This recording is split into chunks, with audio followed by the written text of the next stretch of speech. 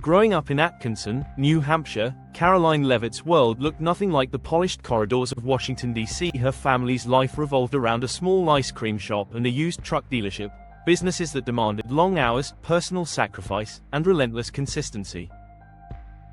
Summers weren't spent on luxury vacations. They were spent serving customers, stocking freezers, cleaning counters, and helping wherever help was needed. Those early years quietly shaped her worldview. Watching her parents build something from the ground up taught her self-reliance and grit. She learned how to speak confidently with strangers, how to work under pressure, and how to carry responsibility long before most kids her age were thinking about it. School life was equally structured. Catholic education instilled discipline and routine. Teachers noticed her sharp memory, strong opinions, and comfort speaking in front of groups. She thrived in debates and classroom discussions, often taking firm positions and defending them with confidence far beyond her age. St. Anselm College became her launchpad. While others focused on social life, she leaned into politics, student media, and public speaking. She volunteered for campaigns, built relationships with professors connected to political circles, and began visualizing a future far bigger than her hometown. There was never any billionaire inheritance waiting. No safety net. No luxury cushion.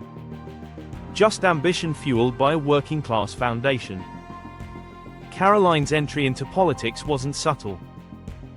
It was aggressive, strategic, and perfectly timed.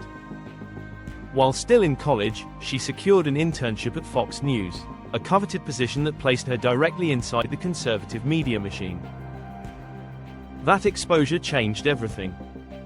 From there, she moved into political communications roles, building a reputation as a sharp, disciplined operator. Her ability to stay composed under pressure and deliver tightly controlled messaging quickly caught attention. Then came the breakthrough. A role in the Trump White House press office. At just 23 years old, she became the youngest assistant press secretary in U.S. history. Overnight, she went from unknown graduate to national political figure. Cameras followed her. Journalists studied her expressions. Supporters praised her confidence. Critics mocked her loyalty. She stood behind podiums facing hostile reporters, defending controversial policies, and navigating brutal media cycles that crushed far more experienced professionals. This wasn't just a job. It was a political boot camp. Every appearance sharpened her presence. Every press exchange toughened her skin. Every controversy made her more recognizable. The political elite noticed. Conservative donors noticed. Media producers noticed. She was no longer just a small-town girl with ambition. As the campaign intensified, Karoline's presence started to feel unavoidable in conservative political spaces. Her face appeared on TV screens nightly. Her soundbites circulated on TikTok, X, and YouTube Shorts. Supporters clipped her most aggressive moments and turned them into viral political edits. Crowds at her rallies grew larger than expected for a first-time candidate. Young conservatives saw her as proof that their generation could take control of the Republican Party. Older donors saw her as a long-term investment. Money flowed in, not billionaire money, but serious political money. Fundraising emails broke records for a first-time congressional candidate in her district. High-dollar donors hosted private fundraisers in upscale homes.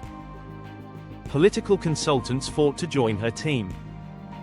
Even after losing the general election, she didn't disappear. She became more famous after losing than most politicians ever become by winning. Media networks kept booking her because she delivered ratings.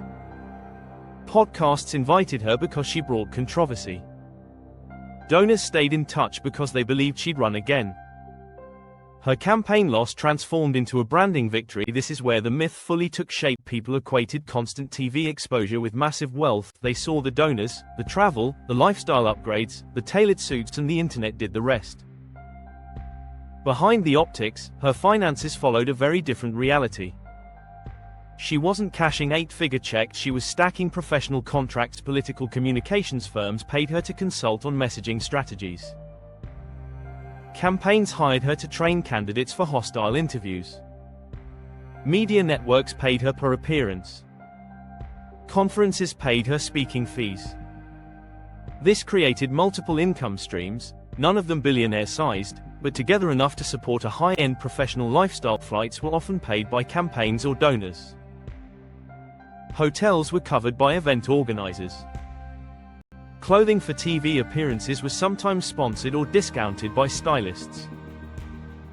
This reduced her personal expenses dramatically, so even modest 7-figure earnings could look like ultra-wealth, but the truth stayed hidden behind curated optics. No public records show massive property holdings. No luxury car collections, no offshore accounts, no venture capital stakes, just steady income, rising brand value, and increasing leverage. Inside conservative politics, the billionaire myth survives because modern wealth isn't visible the way it used to be. Influence now wears the costume of money, and Karoline mastered that costume early. Karoline's lifestyle exists in a carefully controlled middle ground between relatability and elite power aesthetics. She doesn't broadcast luxury, but she never looks ordinary either. Every public appearance feels calibrated to send a message: discipline, ambition, authority. Her fashion choices play a quiet psychological game. Structured blazes project leadership. Neutral tones signal seriousness. Minimal jewelry avoids distraction. Heels add presence without extravagance. Nothing looks accidental. Nothing looks cheap. Nothing looks overly rich. This balance makes her image believable. She wants to look like someone who belongs in rooms with billionaires, without pretending to be one.